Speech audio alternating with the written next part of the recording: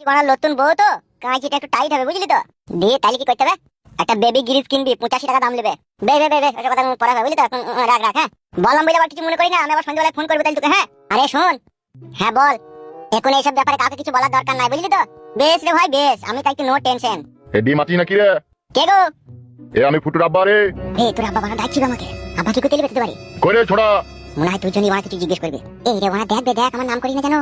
কইবে তো ফোনটা রাখ, হ্যাঁ আমি একবার দেখছি যাই। বে বে বে, যা যা যা যা। কইরে এই তো কাকা বাবু চললাম। সারা দিতে কি তোর গাড়ি বাইছি নাকি? চললাম চললাম কাকা। কাকা কাকা বাবু আপনি হঠাৎ করে এখানে, কি ব্যাপার? তোর মায়ের বিয়ে দিতে এইছিবে সুরের বাচ্চা। কিছু বুঝতে পারছি না কাকা বাবু, বিয়ে তো আমার মায়ের অনেকদিন আগেই হয়ে গেছে। এই খান কি ছেলে সুরের বাচ্চা, এত বড় একটা জালিমের মতো কাজ করলি কেন তুই? কেন কাকা বাবু কি করলাম? ফুটো ওই ছুরিটাকে মনে হয় পালিয়ে গেছে লাই। বলছিল কিন্তু লিয়ে গেছে নাকি আমি ঠিক সঠিক জানি না। জানিস না তো? তা দেখো মুছে হাত দিয়ে বলছি কাকা, বিশ্বাস করো আমি জানি না। গুদমারানির বেটা, তোর ওই মুচ কেটে ফেলে দেবো আমি। তা আমাকে কি কি বলছেন কাকা বাবু আপনি? ফুটু আর তুই তো বন্ধু বে। ফুটু হাত দিয়ে গেলেও তুই খবর রাখিস, সে মুছতে গেলেও তুই খবর রাখিস, সে খবর হ্যান্ডেল মাইছিস সে খবরও তুই রাখিস, আর এই খবরটা রাখতে পারিস নি তো? এটা আমাকে অবিশ্বাস করতে হবে। বুঝতে পেরেছি ও মানে মেইলি পালিয়ে গেছে নাকি? কি রে আবার নাকি মানে? তুই তো সব জানিস বে বোকাচোদা। আমি জানি না গো কাকা বাবু, বিশ্বাস করেন আপনি। তোর বিশ্বাসের গোষ্ঠীর লেতার মারিবে আমি সুরের বাচ্চা।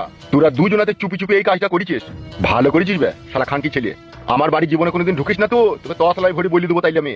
শালা বৈদ্যুরা তোমরা তাইলে তলে তলে এত দূর এগিয়ে গেছিলা। বলি দিবি সে খানকি ছেলেকে বিকাশ দত্তর বাড়ির মেন গেট তার জন্য তালা পড়ে গেছে।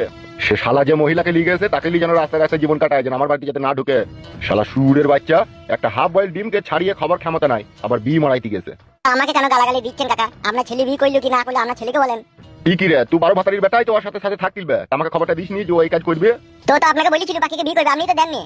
কি রে খানকি ছেলে, আমি ছেলের বাপ হই আমি তাদের বাড়ি যাবো নাকি তার মেয়েটাকে চাইতে? ও আমি জানি না কাকা, আপনি আমাকে গাল দিয়েন না।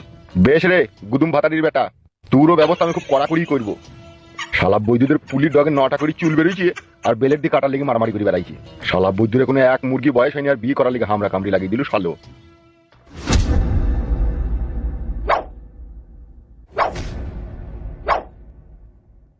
হ্যাঁ হ্যালো, হ্যাঁ ডিম বল। তোর আব্বাকে একবার গাল দিচ্ছি, হ্যাঁ কিছু মনে করি না জানো। কেন রে? বল একবার দিচ্ছি তারপরে বলছি সব কথা। কি রে বলা? তোর আব্বা মানে আমার কাকা, একটা গুদমারানির ভাই। হ্যাঁ কেন রে? তোর আব্বা বলা শুধু আমাকে মারতে পারলো না, যা নাই তাই ভাবে অপমান করে গেল। কি হয়েছে গো? কিসের লেগে অপমান করলো?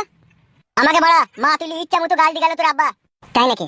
হ্যাঁ বে আমাকে বলছি তুই শালা সব জানিস, তুই অমুক তুই তমুক, মানে সে কি বলবো তোকে আমি, মানে সে কুকুরের অপমান করে গেল আমাকে। সত্যি কথা বলিনি তো যে আমি অমুক জায়গায় আছি এবার এরকম এরকম ব্যাপার এসে বলিনি তো। না না ফাদা, ওর কথা শুনে আমার মারা শুধু জ্বলছিল, ওকে সত্যি কথা বলবো নাকি আমি? ইহা তোর বাবা বলে রেহাই পেয়ে গেল, অন্য কেউ হইলে না এখন মাথায় আদা নিয়ে মেরে মাথা ফ্র্যাকচার করে দিতাম। আর এমনি কিছু বলছিল লেগে? এমনি কিছু আর কি বলবে? তোর নাকি এক মুরগি বয়স হয়নি, বিয়ে করার লেগে লাফালাফি করিস,